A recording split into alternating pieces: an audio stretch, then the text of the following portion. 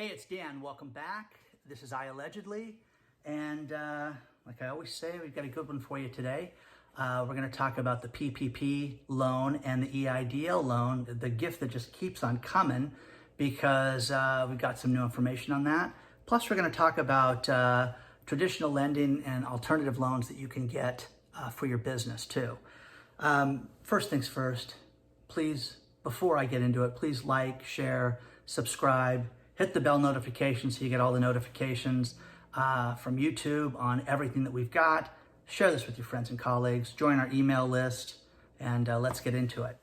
First things first, when the PPP program originated back in April, the SBA was under a lot of scrutiny because people wanted to know who were getting these loans. You saw the news stories. I've shared a ton of them with you over the months, and people wanted to know who were getting these loans. And under the Freedom of Information Act, people asked for this, and they asked for the EIDL program, of which the SBA politely initially said no. Now, in May, because of all the scrutiny and the loans, and you remember them, the Lakers and Shake Shack and Ruth's Chris and all these non-deserving companies got payroll money, people wanted to know where this was. So they eventually had to file a lawsuit against the SBA to have them disclose this. American City Business Journals, which is a news organization, wanted disclosure on this, on who was getting this money, and they've been fighting this out through the courts. And during this time, though, ABC News, CNN, ProPublica, Dow Jones, Bloomberg, the New York Times, all these other people wanted to find out who was getting this money. Now, a judge on November 5th issued a ruling that the SBA has to divulge everything. The name of the borrowers, the name of the lenders, the loan amounts, the name of the businesses, the individuals, everything. So, at first they were trying to fight this for 1,000 different reasons. If a competitor found out what somebody's payroll amount was, it would be detrimental to the business. Well, that's a lie, first of all, because there's been so much fraud and so many problems with this whole thing that, remember the coffee house with the 61 employees that every time I go in there, there's 2-3 people, okay? They're gonna have a problem because people are gonna know the exact loan amount of what people like that borrowed. So, the news organizations were very happy this is gonna be released because on November 19th is when the SBA has to give up all this information. Now, they can appeal it and they can fight this a little bit, but from all the news reports that I read, it looks like they're finally going to give this, and there should be some type of way of looking this up and seeing who got what and how the money was dispersed. And from that one report with all the fraud and everything that we had from the IG report, I mean, it's going to be worth the read to see who got these loans. So if you got an EIDL loan for $1,000, people are going to get to search you and know that you got that loan. So be ready for that. The SBA's argument was shot down by this judge's 40-page ruling, which when I looked it up, I mean, it's just, I'll leave the link down here, but it's absolutely beautiful. So for those of you, that are screaming, oh my gosh, this should be private, people shouldn't be able to know who borrowed what, this is ridiculous. All the stories I've read all talk about these fraudulent businesses that borrowed money, people that were investigated by the Federal Trade Commission, a telemarketing company that has been shut down and fined numerous times by the Federal Trade Commission got this money, and you can't get 25 grand. So it's ridiculous, okay? You can still borrow EIDL money. It is still open right now. And with stimulus, hopefully there's going to be something fairly soon that they're going to talk about. Now, the one thing is that I was around when the administration changed the last time, and there were new people and new implementation, and the SBA is going to go under that again. So you're going to see big changes because if there is a new administration, most likely your local offices, the head of the administration, they may promote people may retire, but it's going to delay things. The SBA, I read another great story that I will not bore you with because they were basically complaining that their lenders are off, the traditional SBA lending is off 65% this year. Now think about that. People need to borrow money for their business but the traditional loans and the traditional lending is off 65%. That's ridiculous. When I talk to the SBA about this and about if there's a change in the administration, hopefully everything will be the status quo. We'll see, but there'll probably be a new administrator and we'll see if they make changes. Guys, this is bad for you to borrow money. Now, I want to talk to you about traditional ways to borrow money, okay, for your business. And I've had to borrow money a lot of times in the 30 years that I've been in business, and I've learned lessons every time I do it, to where there's a method that I like to do now that I would recommend for you guys too. And that if you have an ongoing concern that is taking in orders and it is swiping credit cards and it is selling things right now, and I don't care if you're a consultant, I don't care if you're a doctor, the termite guy, a carpenter, you sell stuff online, there are ways to get funding. You can go to a traditional bank and you can borrow money. You can go and get a traditional credit card and get a traditional credit line.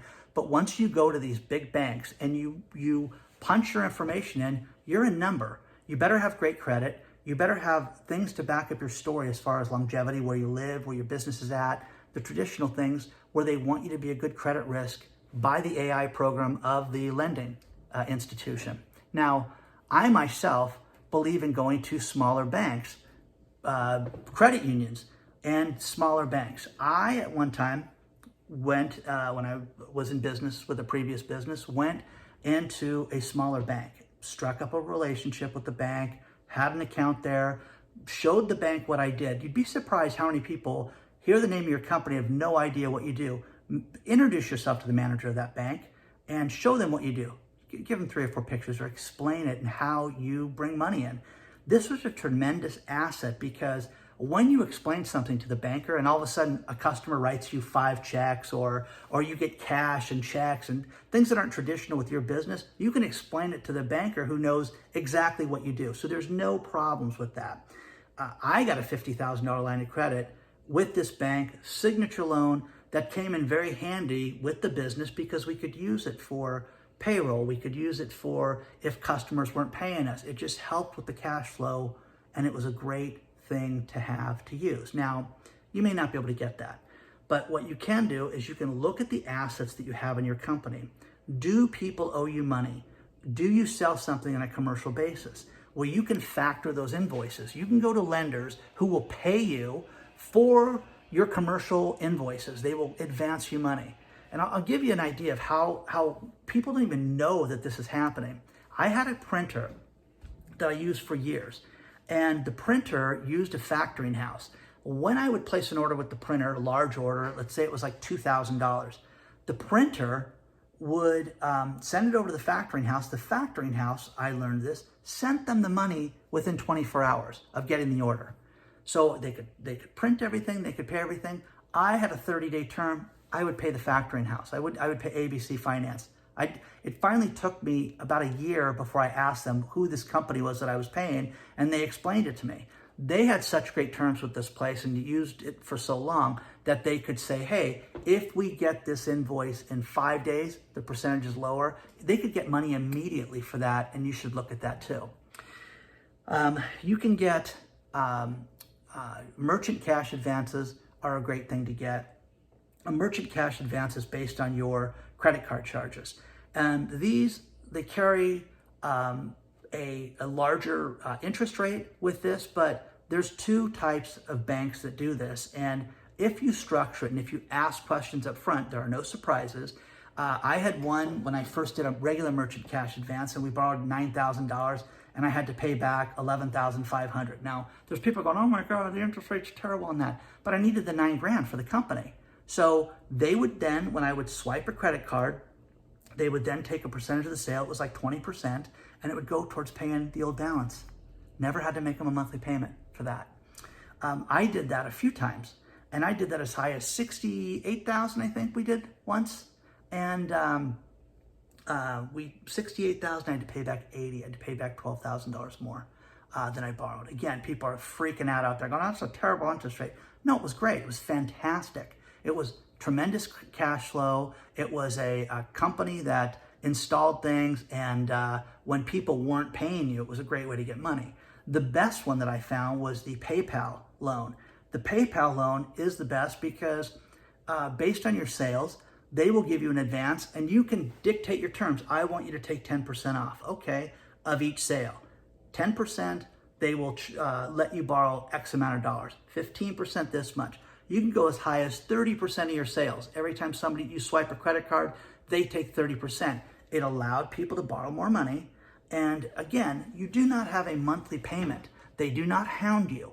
If you have a 90-day term that you do not make a 10% payment, they will call you for an additional payment during that time. But big deal. If you're selling things, it's a great way to get cash.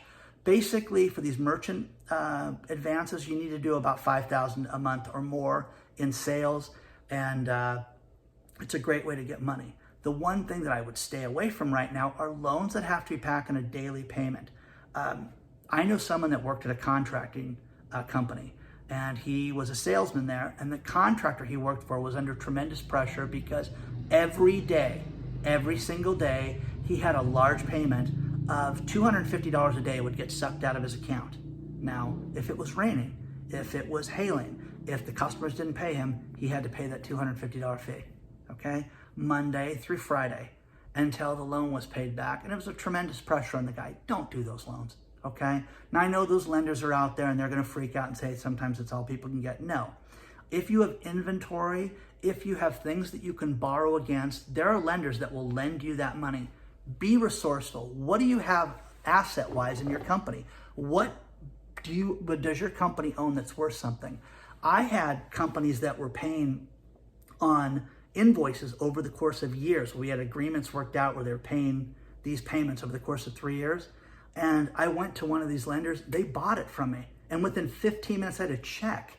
So there's things that you can do to get money.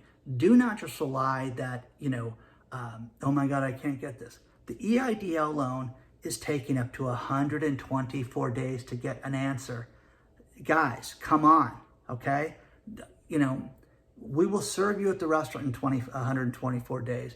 You can come to, you would do nothing if people told you it was going to take you 124 days to get an answer on something. Nothing.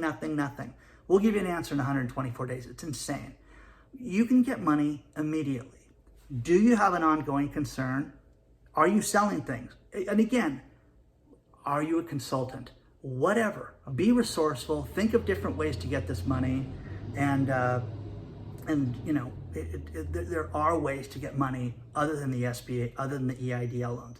The EIDL loan has a problem because people don't realize. I'm getting a lot of notifications.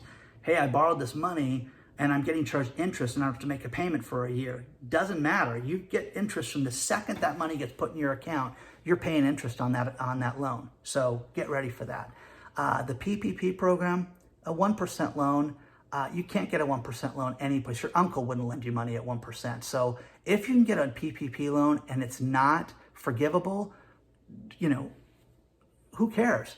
But you have to answer this question. Will you have an entity in 2021? Will your company survive? So many people are desperate for money. And like Warren Buffett says, money is like oxygen when people need it. They're just so desperate for it. Well, don't let it be that way. Don't borrow money just to pay people off. I have a great story in that I learned a lesson where I had a supplier who was a real problem. Everything was an issue. You owe us money, pay us. I went and borrowed money, paid the guy back immediately thinking, okay, this will get back to normal. No, he was a jerk right after I paid him, okay? And in fact, it got worse because I didn't owe him any money, okay? So I learned my lesson. The next time I owed somebody money, when I walked in and instead of paying him this, I gave him this and structured it. And you know who slept at night? Me, okay? So if you are an entity, there are a million ways to get through this and you have to be resourceful, but just don't rely on the SBA as the be all to end all, because I'm telling you, with a new administration, if it does happen, you're going to see a change, and with change comes delays. And they can say, oh no, it's not gonna happen, it's gonna be just like it was before. Just like it is now is a mess.